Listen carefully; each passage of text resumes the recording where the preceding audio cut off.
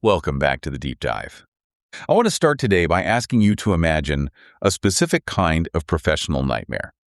And it's not the one where you show up to a big meeting without your pants or something like that. It's much more subtle and honestly a lot more dangerous. I think I know where you're going with this. It's the kind of nightmare where on paper, everything looks great. All the numbers are up, but the business is just quietly dying. Exactly. Picture this. You're a CMO, maybe a founder, or just, anyone responsible for growth, and you have followed the playbook to the letter. You hired the expensive SEO agency. You've written these definitive long-form blog posts on every single topic in your niche. You've played the Google game? You played the Google game perfectly. You're ranking number one for all your target keywords. You're sitting there, you're looking at your analytics dashboard, and it's just green arrows pointing up. Everything looks perfect. You should be popping the champagne. Right. And in the old world, and by old I mean like 2022, that was it. That was the finish line. You won the game. Right. But here's the twist. A massive potential buyer, the kind of client who could make your entire fiscal year, sits down at their computer. But they don't open Google. They don't type in best enterprise logistics software into that little search bar. They open ChatGPT or Claude or Perplexity. Yeah. And they type a whole paragraph. They say something like, okay, I need a logistics partner who specializes in cold chain storage for pharmaceuticals, specifically in the Midwest, and they have to have specific API integrations with SAP. Who is the best? And this is the crucial part. The AI doesn't give them a list of 10 blue links to click on. It doesn't say, here, you do the work. It gives them an answer. It synthesizes a recommendation. It says, based on your criteria, here are the 3 best options, and it actually explains why. And here is the kicker, the absolute heart of the nightmare. Your name is not on that list. You, the company that's ranking number 1 on Google, you're completely invisible to this buyer. And the terrifying part is your analytics dashboard will never tell you that. You don't get the call. And that right there is what the researchers at Zen Media are calling the silent crisis. It's a silent crisis in B2B marketing, but really it applies to anyone who wants to be found online today. We are witnessing this fundamental handover in how the world accesses information. We are moving from the era of search engines to the era of answer engines. And that shift is exactly what we are going to unpack today. We really need to understand why being number 1 on Google might not matter anymore, and how to survive in a world where a machine is deciding if you're even relevant. Mm-hmm. And to help us navigate all this, we've pulled together a really heavy stack of research. It's a fascinating mix today, actually. We've got that big report from Zen Media, which is all about answer engine optimization, or AEO. Then we have a very dense, but I think brilliant academic paper from MDPI on something called AI ambidexterity. AI ambidexterity. Okay. Yeah, it's all about how your brain and your entire business structure need to change to survive this. And then to ground all of this in reality, we have a report from the Thomson Reuters Foundation. And that one takes us to the front lines. It looks at how journalists in the Global South are actually using these tools on the ground right now. That's the perfect triad, isn't it? You have the external battle, which is how to get found. Mm-hmm. Then the internal battle, how do you organize your strategy for this? Mm-hmm. And then the real world application. What happens when people actually start using these tools every day? Exactly. It covers the how, the why, and maybe most importantly, the so what. So let's start with this silent crisis. Let's dig into that shift in discovery. I want to drill down on the difference between a search engine and an answer engine, because I think a lot of people just assume, it's just a smarter search bar. But it's not, is it? No, not at all. It's a fundamental shift in function, in its very purpose. Think about how you used the internet, say, 5 years ago. Google was basically a librarian, a very, very efficient librarian, but a librarian nonetheless. You'd walk in, you'd ask for a book on logistics, and the librarian would point to a shelf and say, okay, here are 10 blue links. Good luck. Right. The burden of work was on me. I had to click the links, I had to read the landing pages, open 5 different tabs, try to compare the pricing in my head, and maybe, if I was really diligent, I'd make a spreadsheet. Exactly. Google provided the directory. You provided the intelligence, the synthesis. Now look at an answer engine. When you ask Claude or Perplexity that same complex question, it's not acting like a librarian. It's acting as a consultant. You paste in your context, your constraints, your really specific needs, and it goes out and reads the internet for you. It synthesizes the information. And crucially, it makes a judgment call. That distinction, librarian versus consultant, that's huge, because a librarian is supposed to be neutral. A consultant has an opinion. They have a recommendation. Precisely. Search engines list links based on, relevance algorithms and backlinks, things we've understood for years. But answer engines, they decide what's worth surfacing. They're building what the report calls authority graphs. They aren't just looking for who has the most links, they're looking for who they trust. And if the AI doesn't trust you, or even worse, if it doesn't even know you exist in its semantic map of the world, you aren't just ranked on page 2. You are omitted. You're just gone. That is the nightmare scenario, being omitted. Okay, so our mission for this deep dive is to unpack how we avoid that fate. We're going to cover 3 massive pillars from the research. First, these new rules of visibility, how to dominate answer engine optimization and avoid what they're calling visibility debt. Second, the strategic brain, how to balance automation with real innovation. And third, that global case study on journalism to see what this looks like in the wild. All right, let's get into the invisible war. Section 1. Answer engine optimization, or AEO. Let's just get this out of the way. Is this just SEO with a fake mustache? Is it the same old game with a new buzzword? Definitely not. And the Zen Media report is very, very firm on this. It's a different paradigm. Think of it this way. Traditional SEO is about building roads and signs. You build backlinks, those are the roads. Use keywords, those are the signs. And you're trying to direct a driver, which is Google, to your destination, your website. Okay, that makes sense. But AEO, it assumes the driver is an AI. And this driver, it doesn't click, it doesn't scroll, it doesn't get bored or distracted. It scans everything almost instantly, and it generates answers based on deep patterns of credibility that it finds across the web. So if I optimize my blog post with the perfect keywords, the AI just doesn't care about that anymore. Well, it cares, but not in the way you think it does. It's not looking for keyword density. That's an old school metric. It's looking for something they call machine-digestible authority. I love that phrase, machine-digestible authority. But I also have absolutely no idea what it actually means in practice. Break that down for me. Okay, so think of an AI at its core as a pattern recognition machine. It scans the entire public internet to understand the relationships between different concepts, different entities.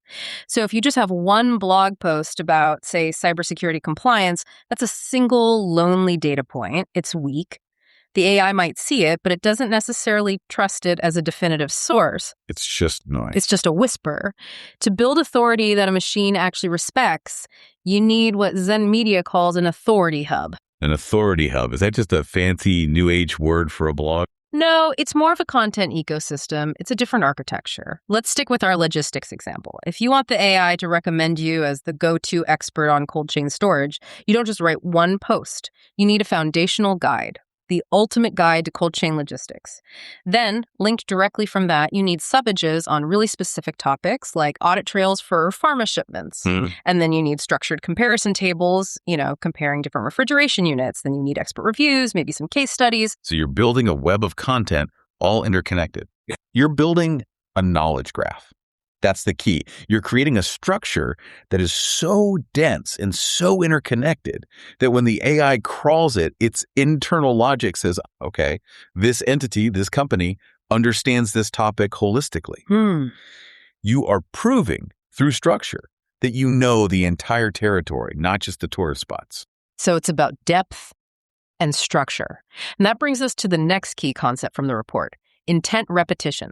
In the old SEO days, we talked about keyword stuffing. You'd just put best running shoes in the text 50 times until the sentence was basically unreadable. Oh, yeah. Guilty as charged. We all did it. Yeah. But the AI sees right through that now. In fact, it's actually detrimental. It's a negative signal. Intent repetition is. It's different. It's smarter. It means you show up repeatedly on the same problem set, but with different angles and different formats. Okay, give me an example of that. All right, so take that logistics company again. You don't just repeat the word logistics over and over. You write an article that answers the beginner's question. How do I even start shipping pharmaceuticals safely? Then you write a deep technical white paper that answers the engineer's question. What are the details of the API integration for cold chain monitoring? Then you create a case study that answers the budget holder's question. You're answering the user's intent. I need to move these goods safely and efficiently across every possible variation of that problem. You're basically teaching the AI, whenever someone has this specific problem, we are the leading voice. We are the answer. That makes a lot of sense. You're not just repeating words, you're repeating your presence as the solution. You're creating a pattern that says, when people ask about X, this brand is always part of the answer. Now, the source material also mentions an update to a concept we know really well. EAT. Experience, expertise, authority, and trust. We've heard this from Google for years. How has AI changed it? It's basically turned EEAT from a set of guidelines into a hard litmus test for the large language model. Let's break it down. Take experience. In the past, maybe that meant you had a bio on your website that said, I've been a plumber for 20 years. Right. Just some text on a page. You just stated it as a fact. Now, the AI wants what the report calls demonstrated relevance. It wants evidence. It's looking for case studies with specific numbers, benchmarks, hard data. It wants to see a digital footprint that proves you haven't just said you did it, but that there's verifiable proof of you doing it. Okay, so it's show, don't just tell. On steroids. Exactly. And then there's authority. Now, this is the real kicker, and this is where I think a lot of businesses are going to fall down. The Zen Media report is, well, it's brutal on this point. It says AI trusts third parties more than it trusts you. Really? Even on my own brand terms? Yeah. When talking about my own company? Absolutely. Think about it from the AI's perspective. You can say you're the best on your own website all day long. The AI is trained to see that as what it is. Marketing fluff. It's biased data. But if Forbes or Tech Republic or G2 or some respected niche industry journal cites you, that's a signal. That's what's called earned media. If trusted, neutral sources cite you, the AI treats that as a confirmed fact, not a claim. The report explicitly says, and this is a quote, That's profound. It really is like high school popularity. It doesn't matter if you walk around telling everyone you're cool. It only matters if the cool kids say you're cool. It's the perfect analogy. And finally, you have trust. And in this new model, trust is all about consistency. If your website says you offer 24/7 support, but your LinkedIn page says your office hours are 9 to 5, and the third-party review site says support is really hard to reach, the AI sees what it calls unstable information. It gets confused. It sees a conflict, a contradiction. And when an AI sees a conflict in its data, its programming often tells it to discard the information entirely. It does this to avoid hallucinating or giving a confidently wrong answer. So having perfect consistency across the entire web, your site, your socials, your reviews everywhere is now effectively a ranking factor. That is a whole new level of brand management. And we haven't even touched the really technical side of things. I saw the term schema markup in the nose. And I have to admit, my eyes tend to glaze over whenever I hear the word markup. Is this something that only the developers in the back room need to worry about? No, absolutely not. Marketers and business leaders have to understand this now, even if they aren't the ones writing the code. Schema markup is the connective tissue for all of this. Think of the internet as this massive, messy library where all the books have been thrown on the floor and all the covers have been torn off. Just total chaos. That's the internet to an AI without schema. It has to read every single page from top to bottom just to guess what it is. Is this a recipe? Is it a product page? Schema is you putting a digital sticky note on your content that explicitly tells the machine, hey machine, this page is a comparison article. This entity is a vendor. This number is a price. This text is a review. So you're labeling all the data for it. You're making its job easier. Exactly. You are spoon-feeding the AI structured data. You are reducing the friction required for it to understand you. And the research shows that if you make it easy for the machine to digest your content, it is statistically much more likely to use your content in its generated answer. Okay, so let's say we do all of this. It's a mountain of work. We build the authority hubs. We go out and get the press coverage. We fix all the schema on our site. How do we know if it's actually working? We can't just look at Google Analytics and see a line item for referral from ChatGPT. It doesn't work like that. No, it doesn't. And this is the new measurement crisis.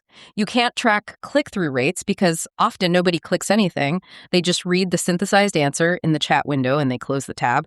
The interaction is over. So the Zen Media report introduces a concept they call the BAIV, the Brand AI Visibility Index. The BAIV. Sounds very official. How do we calculate it? It's essentially a new kind of brand audit. You can't just wait passively for traffic to show up. You have to actively interrogate the AIs.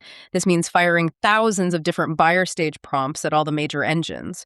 You have to ask Claude, who provides the best MDR cybersecurity for small businesses? You ask Gemini, compare company A and company B on price and features, and then you have to log and analyze all the results. So you have to constantly simulate being the buyer. Yes. You have to measure. How often do you even come up? What's the sentiment? Are you the first recommendation or just a footnote? Are the facts it states about you even correct? It's a constant, active process. And what happens if you don't do this? If you just ignore it and keep focusing on Google? Then you accrue what the report calls visibility debt. Visibility debt. That sounds incredibly expensive. It is the most expensive debt you can have right now. Think about it. Every single day that your competitor is being cited by these AIs, the AI is reinforcing the neural pathway to their brand. It's learning that they are the correct answer to a user's problem. If you aren't in that loop, you aren't just standing still. You are being actively erased from the model's understanding of your industry. You're becoming harder and harder to insert into the conversation later because the model has already formed its opinion on who the leaders are. That's a chilling thought. Being erased from the future knowledge base of the world because you didn't teach the machine who you were today. It is the silent crisis. It's happening right now, whether you see it or not. Okay, let's unpack that. That is the external fight. That's the battle for visibility, for how we get found. But once we have the technology, once we're trying to play this game, how do we actually run a business in this environment? Because it really feels like the ground is shifting under our feet every single day. And that takes us perfectly into our second pillar, the strategic brain. Now we're looking at that academic paper from MDPI that discusses a concept called AI ambidexterity. Ambidexterity. So being able to use your left and your right hand equally well. Exactly. And in a business context, it's about addressing this fundamental tension. To survive, organizations need to do two completely opposing things at the same time. On one hand, you have what they call exploitation. Exploitation, that sounds a little negative. In this academic context, it just means exploiting your current assets and advantages. It's the routine use of AI, standardization, automation, making the ship run faster. It's using AI to cut costs, to write emails faster, to process invoices more efficiently. Efficiency play, the classic, do more with less. Right. And most companies, honestly, they stop there. They deploy Microsoft Copilot and say, great, we've saved 10% on labor costs. We're done with our AI strategy. But the paper argues that if you only do that, you will eventually die because sooner or later, everyone does that. It just becomes table stakes. So on the other hand, you need exploration. And what is exploration in this context? What does that look like? This is the innovative use of AI, creative emergent applications, finding brand new markets, using AI to invent products or services that literally did not exist before. It's not about making the ship faster. It's about building a completely new kind of ship. So you have to optimize your old existing business while simultaneously inventing the new one, and you're using the same core technology to do both. Yes, that's the ambidexterity. And the paper argues that true strategic flexibility comes from balancing these two. If you focus too much on innovation and exploration, you get paralysis. There's too much ambiguity, nothing ever gets done. But if you focus too much on routine and exploitation, you get what they call foreknowledge, which is where you deny uncertainty, you assume the future will be like the past, and you just optimize your way into obsolescence. You need both in balance. That sounds great in theory, but how do you actually do it? The source mentioned resource orchestration, which sounds a bit like conducting an orchestra, but with software and data. It's a great metaphor. Because you can't just buy a bunch of AI tools and plug them in. You have to actively orchestrate your company's resources. The paper breaks it down into 3 stages. First, there's structuring. This is acquiring the assets you need, getting the right data, the right tech. But, and this is a really key part a lot of people miss, it's also about divesting. Divesting, you mean getting rid of stuff? Yes. Getting rid of bad, messy data, getting rid of outdated code, getting rid of legacy systems that don't talk to the new AI platforms. You have to clear the decks before you can build something. Okay, so we structure our resources. What's the next step? The next stage is bundling. This is where the real magic happens. You combine different resources to create new capabilities. The paper lists 3 ways to do this. You have stabilizing, which is just small, incremental improvements. You have enriching, which is about learning new skills. But the most exciting one is pioneering. Pioneering, tell me about that. Pioneering is about combining previously unrelated data to generate brand new insights. It's taking your customer support chat logs and combining them with, say, public weather data and realizing that people buy more of your product when it rains, and then having the AI automatically adjust your ad spend based on the forecast. It's connecting dots that a human would never see because the data sets usually live in completely different departments in different silos. And that's where the true innovation, the exploration comes from, connecting those silos. Exactly. And then the third and final stage is leveraging. This is simply mobilizing those new capabilities to actually create value for the customer and for the business. So we're orchestrating resources. Yeah. But what exactly are these resources we're talking about? Is it just computers and software? No, and this is what the paper calls the resource trinity. It's 3 distinct categories. First, you have the tangible stuff, the data, the infrastructure, the money. That's the easy part to understand.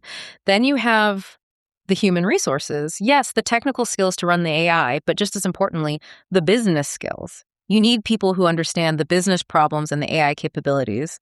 But the third one is the most important because it's the hardest for your competitors to copy. Intangible resources. Intangible, like what specifically? Things like your organizational culture, the synergy between your teams, and something the paper calls risk proclivity. Risk proclivity. Basically, how willing is your team to try things and fail?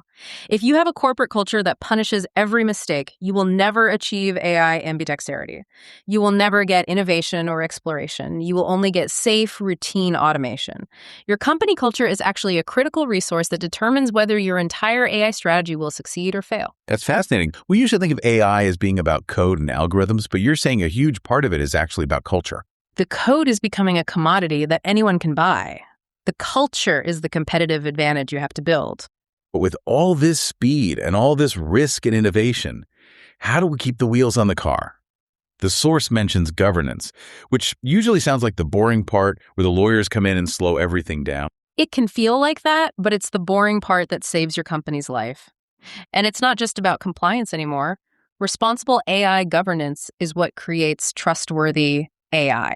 What does that look like in a practical sense? The paper breaks it down into a few types of mechanisms. You've got structural mechanisms like having an AI council or an executive sponsor. Someone has to actually be in charge. Then you have procedural mechanisms, which are your standards, your compliance monitoring. And finally, relational mechanisms, which is all about communication and training.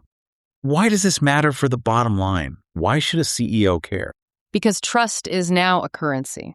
If your AI hallucinates and promises a customer a massive refund you can't actually give, you lose money and trust. If your AI is biased and discriminates in your hiring process, you get sued. Good governance isn't red tape. It's the guardrails that allow you to drive fast without driving off a cliff. And what's more, it attracts top talent who want to work somewhere responsible, and it retains customers who are increasingly skeptical of tech. Good governance is actually an accelerator, not a brake. Exactly. It removes the fear of deployment and lets you move faster with confidence. Okay, this is great. So we've covered the external marketing battle, how to be found. We've covered the internal strategic battle, how to be ambidextrous. Now, I want to ground all this. We have this report from the Thomson Reuters Foundation. It's looking at journalism, specifically in the global South. And this feels like where the rubber really meets the road. It really is. We so often talk about AI in these very Silicon Valley terms, SaaS products, startup valuations. But this report gives us a raw snapshot of how journalists in places like Africa, Latin America, and Asia are using these tools right now, today. And the very first thing that just jumps off the page is the adoption rate. Yeah, it surprised me. There's this lingering stereotype that emerging economies might be, behind on new tech adoption. That stereotype is completely false here. The survey found that 81.7% of journalists in the global South are using AI in their work. Nearly half of them use it daily. Wow, that's a massive number. What are they using it for? Pretty much everything. Drafting articles, editing copy, transcription, translation, even fact-checking. And ChatGPT is by far the dominant tool. They're using it to punch above their weight, to be more efficient in newsrooms that are often chronically under-resourced. So it's a huge force multiplier for them. But I feel a but coming, isn't there? There is a very big but. The environment they're operating in is essentially the Wild West. The Wild West. How so? Get this. 79.1% of the journalists who responded said their workplace has no official AI policy whatsoever. Wait, hold on. Nearly 80% have no policy. But you just said over 80% are using it. Exactly. So you have this situation of almost widespread adoption with almost zero institutional regulation or guidance. Everyone is just winging it. The report says most users are self-taught. About 57% just figured it out on their own. And their employers are largely neutral or passive. They aren't banning it, but they certainly aren't guiding it either. That sounds like a recipe for absolute disaster. Well, it creates huge, huge risks. And the biggest one the report highlights is the critical issue of bias in language. Right. Because these models, the ChatGPTs of the world, they were trained on the internet. The internet is, it's not a balanced representation of the world. Not even close. The internet is heavily, heavily skewed towards English and Western cultural contexts. The training data comes overwhelmingly from the global North. So if you're a journalist reporting in Kenya or Brazil or India, and you're using a tool that was trained in California, there's an inherent bias baked into every answer it gives you.